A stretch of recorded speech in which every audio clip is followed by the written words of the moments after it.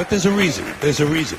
There's a reason for this. There's a reason education sucks, and it's the same reason that it will never, ever, ever be fixed. It's never going to get any better. Don't look for it. Be happy with what you got.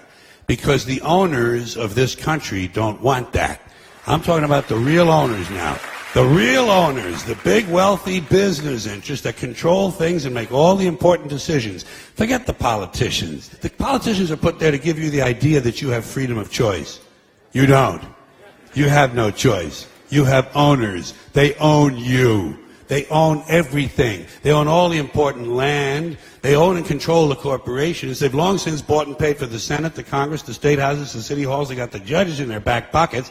And they own all the big media companies, so they control just about all of the news and information you get to hear. They got you by the balls.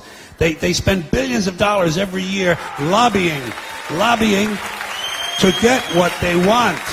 Well, we know what they want. They want more for themselves and less for everybody else. But I'll tell you what they don't want.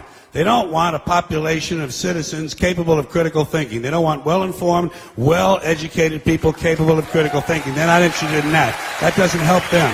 That's against their interest. That's right. They don't want people who are smart enough to sit around the kitchen table and figure out how badly they're getting fucked by a system that threw them overboard 30 fucking years ago.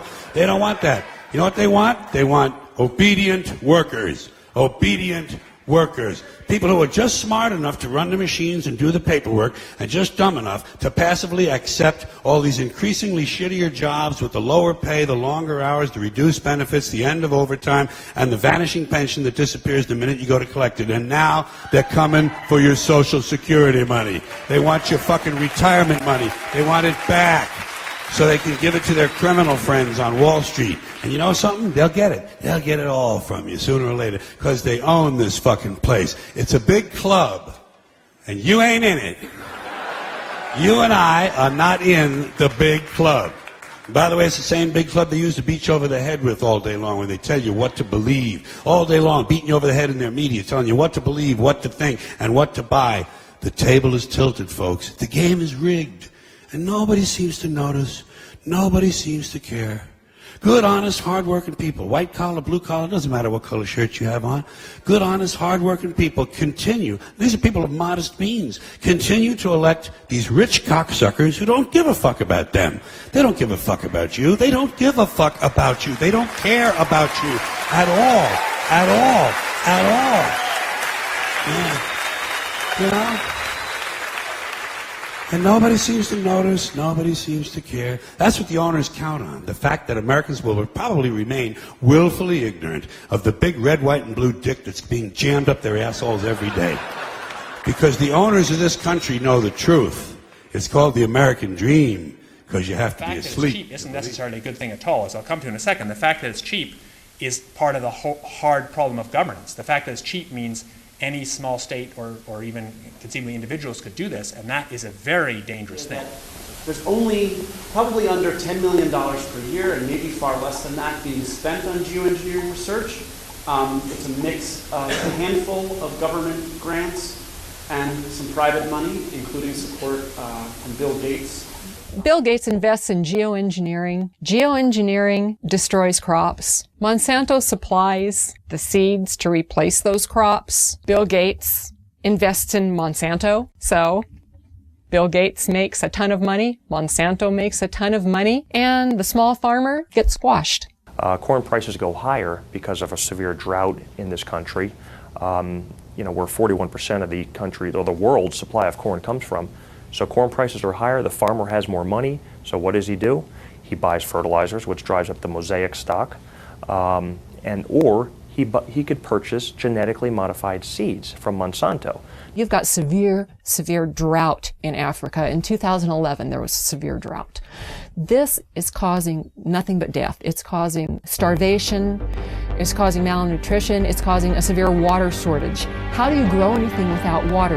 You cannot grow anything without water. So what does Monsanto do? They say, oh, we got a drought-tolerant corn for you.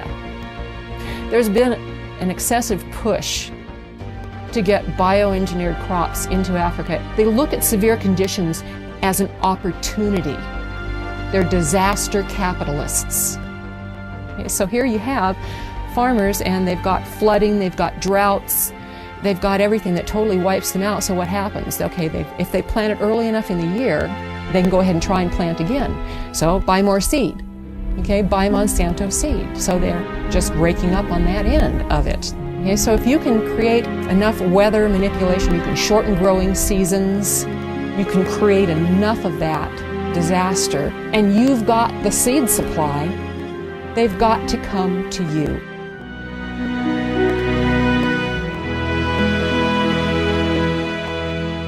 Geoengineers have stated on the record that if global geoengineering was started, it could cause droughts in Asia and Africa. And they state that to the American public for probably obvious reasons. Why would they tell the American public that it could also cause droughts here? Why wouldn't it cause droughts here? There's nothing special about America and the geography here that would not have the same effect as Asia and Africa. If the atmosphere is filled with particulates, those particulates diminish and disperse rainfall. Period. There's too many condensation nuclei, so the water droplets do not combine and fall as rain. They simply adhere to those tiny particles and migrate further, and that's exactly what we see. One of the suggestions about geoengineering has been that we genetically modify trees and plants. We genetically modify crops to be aluminum resistant, and this is ongoing at this time. And part of the geoengineering scheme is to say we're going to put all these chemicals and particles into our atmosphere, which is going to cause air pollution, water pollution, changes in soil pH, and could disrupt agriculture crop production to a great degree. So therefore, instead of saying that maybe this isn't a good idea that we pollute our air, water, and soils with the chemicals we're going to put into the atmosphere, which do come back down, there's a scheme abounding, which is happening right now, to modify some crops so that they are aluminum resistant to the types of chemicals and particles they're going to put into the atmosphere.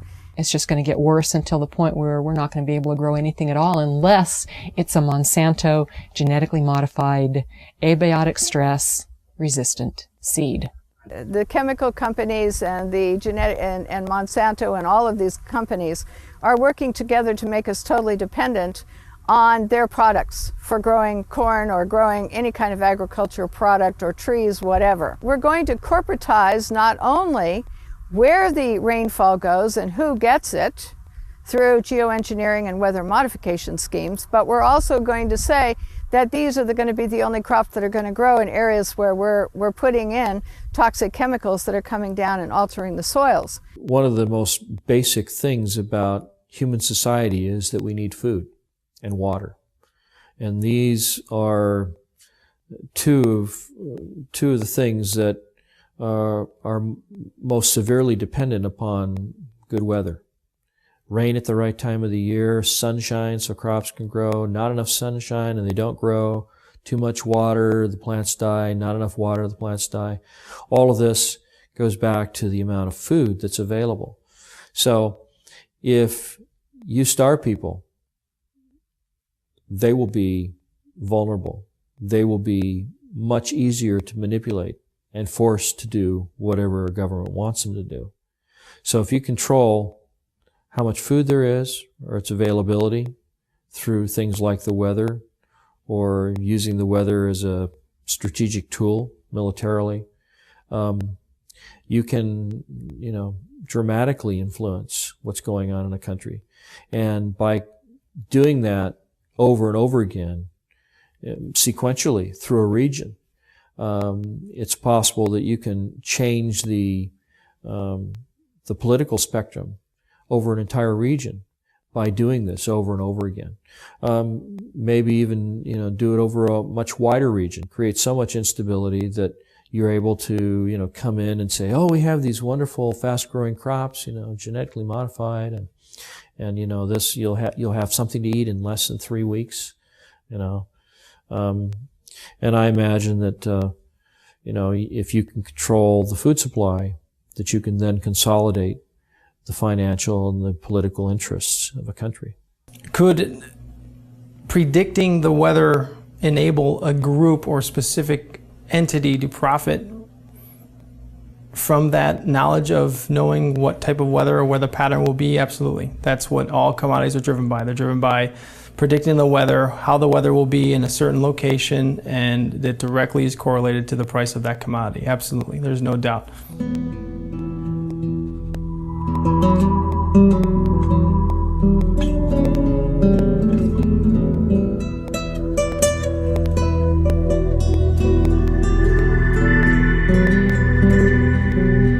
While there are a number of agendas associated with these damaging programs, one thing's for sure, they can be used to control our weather and thus corporatize every natural system on the planet.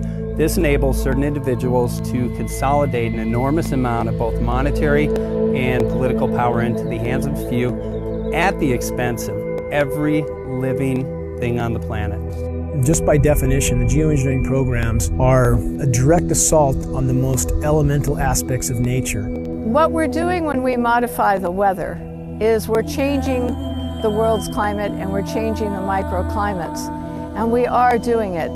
There are things we can say for certain. There's a mountain of metal raining down on us. We are certainly breathing that metal. We have documented from the computer modeling some unintended consequences. If such a contamination is present, shouldn't we investigate? Shouldn't local agencies investigate, which they have patently refused to do? There's no question that large-scale climate engineering is untested and dangerous. I would disagree quite strongly that it is doesn't exist. I think that the capacity to do it in engineering terms most certainly exists, and that's part of the reason we have to think seriously about how we manage that. We are breathing a mountain of metal, and that can't be denied.